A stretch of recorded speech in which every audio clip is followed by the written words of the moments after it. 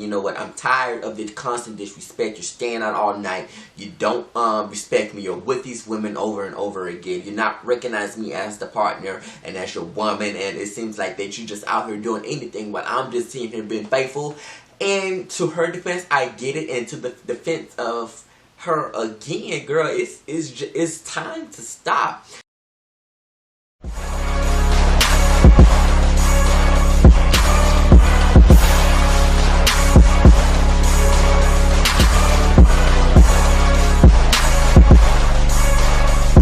What's going on, guys? This is your boy J.DAREL, and we are back with another video. Laughter, realness, and all things reality. I am back with another video giving you laughter, realness, and reality. Going on my six, what's going on my supporters? Like I told you last video, I am back being consistent. I really had to push myself to go ahead and get on camera because I'm behind on, because I said I was going to do the whole Love and Hip Hop New York season, homecoming season with all the old school cast that ended up coming back this season. So somehow I said I was just going to wait till the new year, so when it did come back, I was already going to be at least 5 episodes behind, which we're on episode 5 right now. One of my supporters from when I was on Messy Miles page, and she had added me on one of his posts, had commented, and it was like, Jay, you got to get back on YouTube. Like, she's like, these content creators are going crazy, that we need you to go ahead and get them together. So I was like, you know what, let me go ahead and get back on YouTube. And it's hard with being consistent and being on YouTube is because of the whole YouTube realm has changed. A lot of the content creator has changed, so it's not the same from when we all first started. Came on here with an agenda and a motive of what I wanted to do and get accomplished, which I have got accomplished, but it's time to take that to another level. But I'm planning to get on accomplished. I definitely want to go ahead and get that done, and why not go back to the root of, I'm going to go ahead and get some other stuff recorded and edited, and I will be blowing up the YouTube timeline. So I hope you are subscribed. I hope you're getting ready to comment, like this video, and share on all social media sites. And make sure you click that notification bell so you will be updated and will be the first to know when your boy uploaded. So at the end of the day, let's get into Love and Hip Hop. Season 10, episode 5, X's and O's. And I think they used this title before. This is my notes. If you see me looking down, this is where my notes are, because my iPad, which aka my teleprompter, is dead right now, and I don't feel like charging, and I don't feel like waiting because editing is finna take a whole nother process, and I got other videos and other news and stuff to record and get up. We start off this episode with Jeniski, Rich, and the other person. What is his name? I think it's what is his name? Fresher. In the studio, and Jeniski's in the studio basically wrapping up her EP album, whatever that she's supposed to be recording. I'm just don't know what these artists are still doing. Like, we get a repeat of artists that starts off as artists and spend multiple hours and minutes and multiple Love and Hip Hop checks that Mona pays for and takes out of the check once it's deposited. Countless times in the studio and not recording it. We don't hear no EPs, we don't see nothing on Spotify, nothing on iTunes, not even nothing on SoundCloud, but you spend multiple hours in the studio. But I digress in that situation.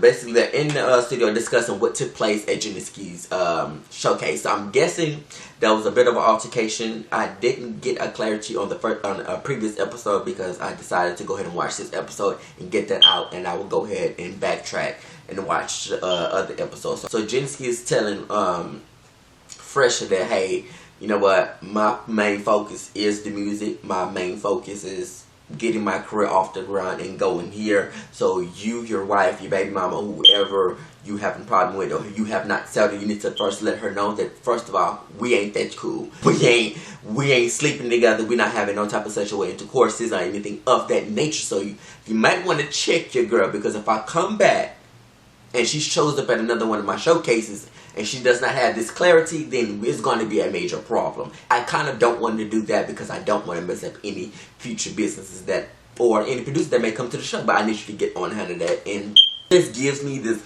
whole old school vibe of how Love and Hip Hop used to start, of how these managers become, you never know what credibility that they had in their name, but they naming all of these unknown artists and companies that they work for and manage, but it seems to me that it's never goes anywhere. It's almost end up like, yeah, this is my manager, but low key, what you're gonna find out later on is that we're messing around and he's more than my manager. The wife, the baby mama, or the mistress coming and catching these two and finding these, and it just gets, it reminds me of Rich, of how he did Sin and how he did Erica and how he did all these other artists, Diamond and Johnny Blaze, who he quote unquote worked with, and it gives me the whole other vibe of how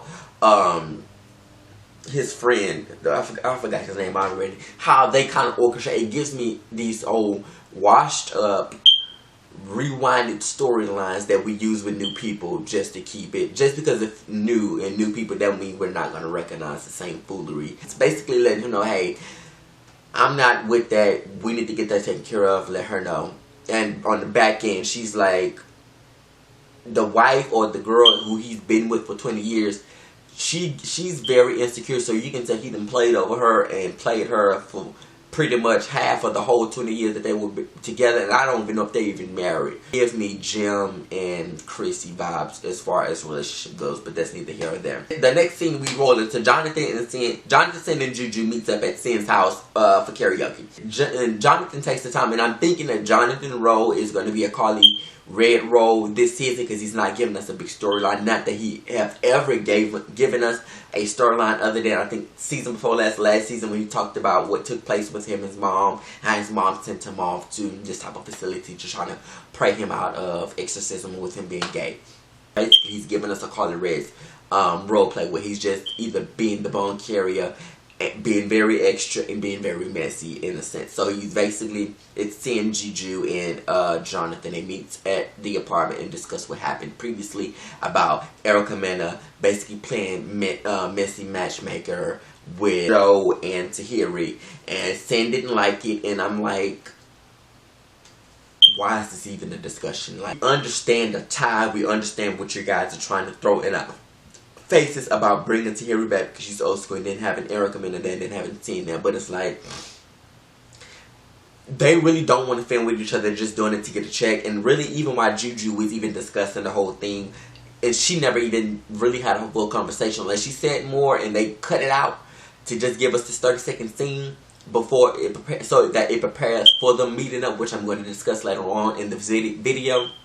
It's just, you know, it's pointless. It was really pointless, and I'm still trying to figure out, because Sin never gave us, when she was on this season, on previous seasons, when she was with dating Erica, and then when she came back with Marion and dating Joe, she never gave me this whole rah-rah type chick, this whole, if I'm not the one to play with, if you know, she's never gave me that. So her giving us that this season is, I'm not understanding where this oomph came from, or where this type of scene came from. I'm not sure if this is a turn up for the camera or if she's just fed up, but it's like, girl, pipe it down all the way. This meetup, it was pointless. You can tell Juju was just there to get a check. She's not even bothered with the whole situation. So we get to the point where Erica speaks with Safari about the invitation wedding that he sent to Yandy via text message, and he's disowning the fact that he's done it. He feels like it's not really an invitation. I just text her and let her know that, hey, if it's a possibility, would it be okay, and would you mind attending the wedding if I was to invite you? Safari, the way you were, I can understand of how you felt that it probably wasn't because you did not give her an official invitation, but the way you worded it and how you went about doing it was officially an invitation, and if she would have said yes, then all would have been well. So I'm not sure what the background to how you guys not speaking, or if it's just a whole thing of Erica and Yandy being on this weird type of relation that you felt kind of iffy about inviting her to such a special moment, because they probably wasn't on the best of terms as they were when Yandy introduced Erica to us.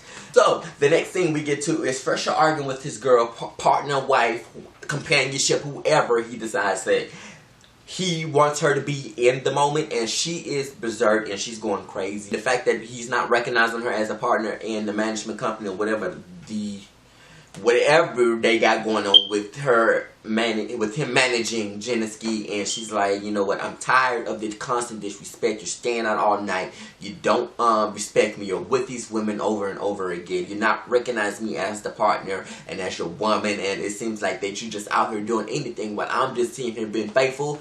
And to her defense, I get it, and to the defense of her again, girl, it's time to stop. You're giving me Jim and Chrissy vibes. Like, I'm not understanding. You're with this dude for 20 years. I'm not understanding if y'all are married, engaged, or not. But you've been with him for 20 years. He's out here roaming the streets, doing what he wants to do, how he wants to do it, and who you want to do it with. You're still being the woman that's staying at home and wants to be. You're playing a wife role without even the responsibility. So, again, I'm not understanding how and why. And especially if I'm not seeing any kids involved. I haven't heard any kids or them discuss of having any kids or anything of that sort.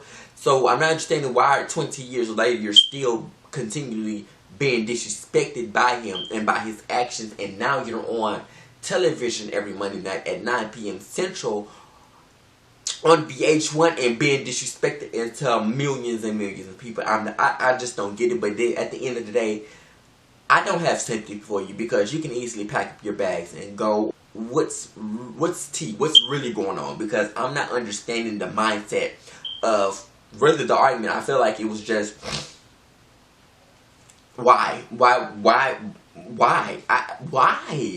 like, so Safari meets up with Tahiri, and they go salsa dancing because he wants to do that. I guess he's supposed to be surprising Erica about doing that for the wedding. So he basically meets up with Tahiri and talks about this whole discussion and things about how Erica felt about him lying and just on the fact that he invited Yandy to the wedding, and how he did behind her back. Because she said it wasn't the fact that you invited her, it was the fact that you, first of all, not understanding the feelings and how you went about it. Because the problem is not inviting Yandy, it's your understanding of disowning my feelings and then laughing about it. But Tahiri gets him on point about that, he understands, and then later on in the season, I'm going to go ahead and skip that scene. He buys his flowers and apologizes for her just watching a kumbaya. Pre-proposes to her again. She's excited to say yes again. He's excited to ask her again. So Remy's on FaceTime with Joe. Fat Joe will meet himself as Joe. Basically, she's in the studio getting her stuff back together, getting her stuff back into the wind of things, and Papoose is separated in the, I'm guessing is in the studio or on tour, supposed to be doing something, I don't know. She's not used to being in the studio with her baby by herself. She used to, you know, being in the studio with Pap, and you know, she's giving Pap the go ahead and work back on his album and get his mixtapes out there, because he put his career and life on hold when she got arrested and got her felony offense, and basically backed her, raised the kids, and held her down. So it would be only right for him to get back in the studio, get his wing back, and focus on his career as they balance the life of being married, being the epitome of black love, and having. So she's in the studio balancing having that child there with minus Papoose. So I get it, and the things of that nature, and the whole balance of getting back into the wind of things, understanding that we're not in the same society that we was when she first came out. It was all about music, bars. Now it's all about what the hell she's doing on Instagram, taking pictures, videos, let everybody know what she's doing every moment, every second, every minute, every hour. So I get it of how that can take a toll on her and her career, and how social media and the influence plays a big part in her career. So I understand the mindset. So Joe has continued to stand on her, continue to motivate her and push her to do what it is, because at the end of the day, we need an album, we need some music, we need a visual, we need something, Remy. We need it. Okay. We arrive at Hot 97 with Rich and Geneski. So basically, this whole time, Rich is basically showing Geneski that, hey, I need to be your manager. What is this dude name again? I don't know. Reefa. Weed, what is his name? Fresher. Oh, Fresher, air freshener. So basically letting you know that air freshener is not what you're needing. He's playing games with your music, he's playing games with your career, and he's not taking you seriously. He said, within a course of months, I've gotten you radio interviews, I've gotten you studio time, I've gotten you airplay, so what's up? I'm not going to continue to keep doing this, and you are not giving me the title. This needs to be the Richie Show. So she takes this pondering moment while she's while he's talking to her in the late night, basically saying that, hey, you know what, Rich, I'm gonna roll with you. It seems to be no baby mama drama, no wife drama, no partner drama, and you continue to show me the good that you are, so I'm going to go ahead and roll with you. So we're going to sign on this dotted line, and we see where this road is going to take her. And girl, I know you have watched seasons upon seasons, episodes upon episodes of how Richie goes with his business, and he's using you to get back in music business in the game, and play with him. And just, if you're really serious about your music, and I don't honestly think that it's going to go that far, and if it is, I come back and apologize, but here, look at me here. I don't, just be careful. You got 2 playboys, 2 F-boys who are in music business, and they have nothing to show. They have not given us nothing to show. So I hope that as an up-and-coming artist that you use this Love and Hip Hop platform to display what it is you wanted to put out there in the world and take it serious, and don't let a storyline, don't let Love and Hip Hop take that away from you. Because if once your contract is up, if you sign a contract, or if you season to season or episode to episode, don't take the moment, seize the opportunity, and don't take it for granted, and don't let these Negroes play you. Be about your business, be about your coin, be about your paper, and let's go. That's what that's Jinsky. That's what I have to say. That's a realness that out of after realness and reality and laughter. That's the reality. This is the reality of it, and this is the realness that I'm giving to you. So I hope you accept it and really just understand and do that.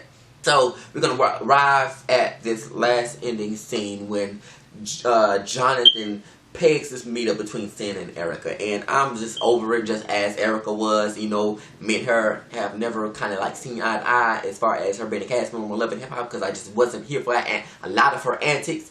But I was with Erica, like, girl, like, I'm here for a check. I'm here to pay for my wedding. I don't care about what you and Joe got going on. Don't care about your feelings. Don't care about my past. Don't care about my ex. I'm gonna do what I got to do. Make my money, shoot my thing, and be done. I don't care about your crying. I don't care about your crocodile tears, nor what you and Joe and Jonathan got going on. So at the end of the day, that's it, sis.